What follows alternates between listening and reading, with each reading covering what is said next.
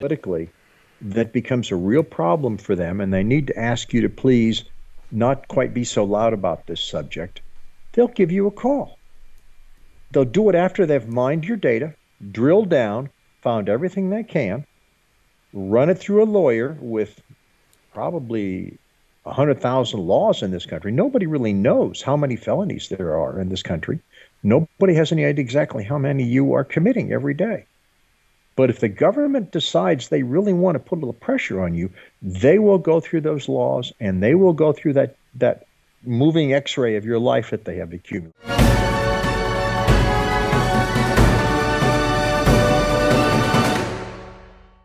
Hello, everyone, and welcome into crushthestreet.com. I got a new guest today. He's an author. He's someone who's spent many years wrapping his mind around freedom, liberty, and privacy of the people, so much so that he wrote a fictional book on this topic. His name is Max Hernandez, author of the book Thieves Emporium. We'll have the links to where you can get this book in the description area. We're just going to have a discussion here about liberty, privacy, and just kind of pick this man's brain here and just get to know him here, especially as a first-time guest. So, Max, thanks for joining me. Thank you. Thank you. It's good to be here, Kenneth. Max, I wanted to start this interview off by just asking you, what are some of the most blatant forms of privacy that American citizens are giving up on a daily basis? I know you go through this in the book and you do it in such a good way, but here, let's start off there. I'll ask you that. The list is so long that I really don't even know where to begin. This is a creeping problem that has been going on since World War II.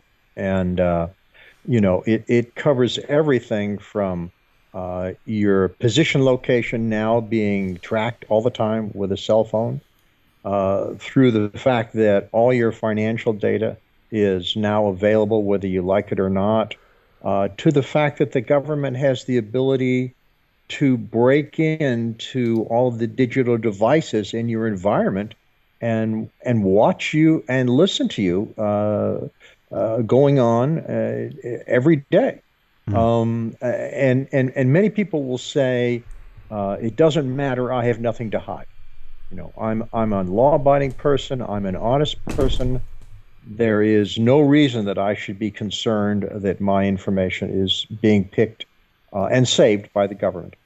And the reason that's not true is because the government now has tremendous power over you by drilling down through that database and picking out little bits and pieces that they like to, if they ever want to influence you. They can sit you down and say, listen, we have enough information to charge you with 12 crimes. If you don't do something for us, like maybe spy on your wife, for instance.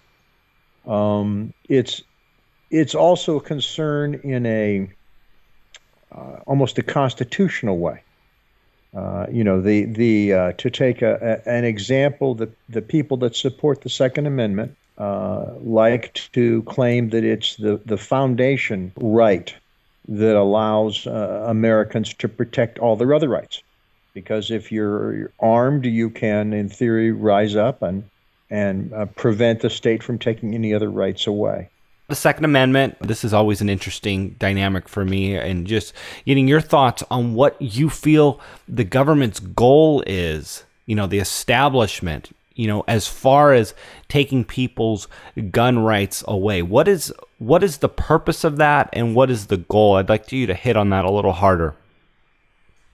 I think the goal in a broad sense, and firearms are only one of those aspects of it, the goal is to completely take away every form of power from the individual American. Ownership of weapons is one of those forms of power. Financial wealth is another form of power. Just to take two immediate examples that occur to me. The ability to communicate with your neighbors in privacy is another form of power. They're determined to take every one of those away, and that includes the existence of firearms. The problem is that if the privacy of the average American is completely violated, then no matter what you do to ensure your right to own a firearm, they will find out that you own it. And that means they will come knock on your door when the time comes with some excuse or other as to why they have to take it. And whether you like it or not, standing there facing half a dozen potentially dangerous police officers who want the firearm that they know for certain you've got and can show you the evidence that you've got it, well, you're going to wind up turning it over. If you have a wife, if you have a family, if you have any concern at all for not, going up against such a group of people, you're going to wind up turning it over. That's why my argument is that the fundamental right in this country is not the ownership of firearms; it's the ability to remain anonymous while you own those firearms. Yeah, no, that is interesting. And one of the things that, and I'm just bringing this up to discussion. Sure. Of course, a few hundred years ago when, the Constitution was written, the Bill of Rights, guns were, in the arms that were had that by people, by the government, were almost on the same playing field. I mean, muskets, people had muskets, the government had muskets. Sure. Nowadays, people have shotguns and handguns, but the government is just on a completely different level. Do you really think that the government cares about the minimal firearms that people have now compared to the ability to obliterate and really destroy people with the level of military power that they have? Oh yes, I do. And if there's any question about that, we can turn to several different wars that the United States has had experience in which they have been able to exercise their full military might against a diffuse enemy armed with nothing but the kinds of small arms you're talking about, and they have lost, or else done very, very badly. I mean, you can start in Vietnam, and you can work your way down a long list. Somalia, Black Hawk Down is a very graphic movie that shows what is involved. Unless you're willing to destroy the friend and foe by simply carpet bombing an entire city, you're going to have to go in there with what are really just the same class of weapons as the opposition you're facing. The big concern is not so much the weapons as the organization, because if the organization doesn't exist on the part of your opposition, and the government is very much aware of this, there is nothing to stop you from going through on a piecemeal basis and one by one, disarming and, if necessary, arresting the individuals involved. This is the classic example of what the Germans would do when they would move into an occupied town that they first had that they wanted to take charge of. They would lock everybody down in the house and then go by house by house with the list of the people that they wanted, and one by one pick them up. And because they had control of communications, because they had control of transportation, they were able to defeat their opposition in detail. Yeah. And so the biggest concern, whereas guns are a critical part of it, the ability to maintain communications person to person, and the ability to maintain the privacy of those communications, the secrecy, if you will, of those communications, as well as the secrecy of your political position and the secrecy associated with whether or not you're armed, means that privacy is really the underlying right for everything that supports our freedom. Yeah, And that's a that's great why, point. I'm sorry. That's a great point, and and I liked what you said about the situation, the examples of situations where we have had conflicts where people have used and countries have used small class warfare type arms and have done great damage to the opposing armies. Yeah. Our U.S. Army. So And it's not just the U.S. I mean, after all, the Afghanis threw the Russians out before they threw us out. sure. Well, they haven't thrown us out, but they're doing a pretty good job of it. So this is not a situation that is just unique to the United States. Max, let's talk about money here. And, this is something we talk about a lot here at Crush the Street. And the situation where we're moving towards a cashless society, this is certainly attributed to the fact that we have a failing fiat currency system, and it supports the fiat currency system if they are able to lock everyone into a cashless or digital society. But also, as you brought up, it's something to take away people's privacy. They see where you're spending your money. They know what you're doing. They know your habits. So please talk about this a little more and just share your initial thoughts. Well, I think Bitcoin is a world changer. Bitcoin is something new under the sun that never existed before in the history of humanity. The ability to conduct a commercial transaction at a distance without any intermediate party, that has never existed before until now. If you want to conduct transactions with your neighbor, you can walk over to him and give him a gold coin or a Federal Reserve note or whatever he accepts as money, and he gives you whatever he's got to sell. But if you want to do it with me without going through a third party, there's just no way to do that until now. Now you can do it with Bitcoin, and that's a very significant event. And what that means is that we are going to eventually be able to hide all our commercial transactions through the cryptocurrency medium. Maybe not Bitcoin, because there is anonymity issues tied to Bitcoin that are significant. But if the government begins to step on that, the nature of action reaction is that Monero is suddenly going to appear as being the popular currency, and everybody's going to move to Monero. And if the government finds a way to start tracking Monero, somebody else will come out with an even more privacy-oriented form of money. So the financial aspects that you're talking about are very critical. Money is power. I mean, that was one of the reasons, I believe, why the government has been actively trying to destroy the middle class. Stalin did the same thing with the kulaks in Russia. He had to deal with a group of wealthy farmers. They were serfs, but nonetheless wealthy farmers, and he did it by starving them to death.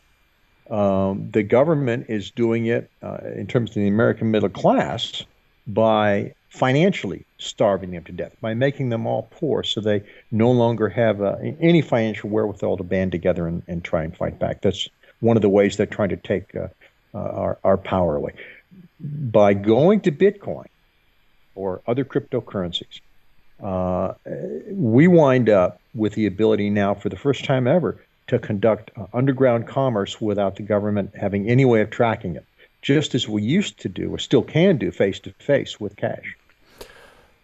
Max, is there any indication through your insight as to what the government is doing with the transactions and this digital currency? Not so much Bitcoin, but our U.S. dollars being in digital forms, credit cards and things like that, where we have this cashless society. Is there any indication as to what they're doing with this information at this point? Well, yeah, I believe they're doing exactly the same as they are with all of the other wealth of information that they get. People say, well, I'm not important enough for the government to really be paying attention to me, which is true. And that's true in a financial sense that you're talking about. That's true with the tracking data on your cell phone that you're talking about. That's true with your browsing history online that you could be talking about. And what the government is doing with all of this data is just vacuuming it up and dumping in a great big giant shoebox. That's all they're doing. In fact, it would be more difficult for them to not get that information on you, Kenneth, because they'd have to set up a system to specifically avoid it. And it's not that they care about you right now. It's that they care about building up a massive dossier on every single person in the United States, so that if you start to do something politically that becomes a real problem for them, and they need to ask you to please not quite be so loud about this subject, they'll give you a call. They'll do it after they've mined your data, drilled down, found everything they can, run it through a lawyer with probably 100,000 laws in this country. Nobody really knows how many felonies there are in this country. Nobody has any idea exactly how many you are committing every day. But if the government decides they really want to put a little pressure on you, they will go through those laws, and they will go through that moving x-ray of your life that they have accumulated. They will match the two up, and then they will take you downtown and sit you down and say, okay, these are the things that we feel you have done. And they'll give you a list that's going to put you away for 99 years. Wow. And they'll say, okay, here's the deal. You can fight us in court on all these things and wind up being completely impoverished if you're lucky, and wind up in jail if you don't. Or you can please just let your political activities go for now, and don't be quite so vocal about this, okay? Can we work something out? See, that's the situation we're all going to wind up being in if we're not careful. Max, when I had spoke to you about a week ago, we were just chatting over the phone, and I had sent you an email, and I told you it's a Gmail address, and you were like, "Oh no, we need to fix that." Let's talk about that for a second here. What is the deal with Google that you have analyzed and your insight on this? It's not just Google. It's large, centralized database systems. Those are the ones that the government can most easily vacuum up. It's much easier for the government to find out what you're doing with Google if your email is with Google, if your search engine is with Google, if your MapQuest activity or map viewing is with Google. The more things that you do with Google, the easier it is for them to go to Google and pay. They don't have to do anything difficult. They don't have to get a court order. They don't have to just pay Google a little money and say, by the way, here's would like a stream of everybody that you're contacting and getting data on, and that includes Kenneth. And so, boom, you wind up being in the harvesting process. The way to get around this is to avoid the big guys when you're dealing with activities online in any digital sense. Avoid Microsoft, avoid Apple, avoid Facebook, avoid Google. You're not going to be able to completely not deal with these people at all. But you can certainly begin to learn how to use Linux as an example, as an operating system. I use, not to give them a plug, but I use Proton Mail for my email. They encrypt it. They're in Switzerland. I've had very good experience with it. But if you take a little bit of effort, you can find at least 24 email people that are small, independent, private. They encrypt any emails that they have on your package, and they're outside of the United States. So that gives your emails a tremendous level of privacy that gives you protection against this kind of mass vacuum collection that is going on. Well, that's really interesting advice, and it totally makes sense. Max, what is it that the solution for people other than to be proactive and do things to not be watched, what is the solution to fight against this oppressive beast?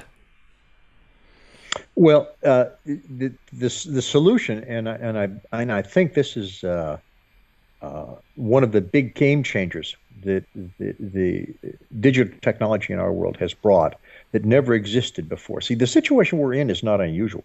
I mean, this cycle has occurred often, the struggle between centralized power and individualism.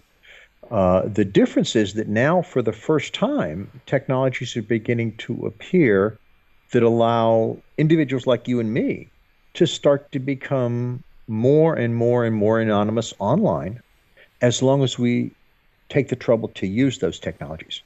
Now, right now, they're not by any means secure. I'm not suggesting that you would ever want to do anything illegal online, because the chances are good that they will be able to catch you. But at this stage, just keeping the amount of information in their database that they have on you to a minimum, that's a victory. And one of the things that the Thieves' Emporium does, aside from graphically making these points during the novel, is it provides you a large appendix of places that you can go to begin to learn how to do this. It's not a simple thing, it's not a trivial thing, and it does take a certain amount of effort. But now is the time to begin to learn. They go from everything from Tor, and the Tails USB drives, on up to discussing things like VPN, discussing things like going to various Linux systems on your computer and beginning to learn how to use those. Just a long list. Even things as simple as leaving your cell phone at home so that you're not tracked everywhere you go all the time. Those are all things you can do. Paying cash, of course, is another one. And Max, you already started touching on it, but I wanted you to have an opportunity to just discuss, the book, a moment here, and kind of the most important, point that you wanted to share with people, that you feel, you can kind of summarize the book with, and just give people a reason why it's very important to be reading Thieves' Emporium in today's day and time. Well, the book is a primer on fighting back against what is fast becoming a predatory government, and doing it in the age of the internet, in the digital age. It doesn't talk about any one subject in great detail, but it talks about issues such as privacy, as we've been talking about. It talks about how to maintain financial anonymity, how to maintain communications anonymity, and the ways the government is trying to control us and the techniques that it's using. And then, after touching on a large number of these subjects, it provides you with an appendix in back that you can then use to begin to investigate more and more in individual areas which you find interesting and you want to begin to work on. That was the objective of the book, and judging by the fact that it's gotten a rating of 4.6 on Amazon with over 100 reviews, as an example, it tells me that it's been pretty successful at that. Yeah. Well, it was a great book. I did get a chance to read a good portion of it, and then being able to speak with you today, it really is important, especially with what we're dealing with, and a situation where it's becoming so easy to monitor all of our actions. I mean, the internet was such a game changer. Just like Bitcoin is now going to be a game changer for the establishment, the internet was a game changer for people's privacy. So much convenience was added to our lives, but we exchanged that for a great deal of privacy. We have cash, we have our guns, and you know what? I really do appreciate the level of insight that you have extracted from all that's going on around us in this current day and time, and are just helping us be able to navigate through this without the threat of so much spying in on us. And you know what? You gave us some great points in this interview, Max. Thanks so much for coming on the show with me today. Sure, Kath. It was a real pleasure. And if anybody is interested in taking a look at the book, of course, I'd love to have you do it. It's available at Amazon, Smashwords, Barnes & Noble, Apple. You can get it in any of those places. Okay, sir. Well, thanks for coming on the show, and we'll be sure to do a follow-up interview in the next coming months. Thank you, Kenneth. I would look forward to that.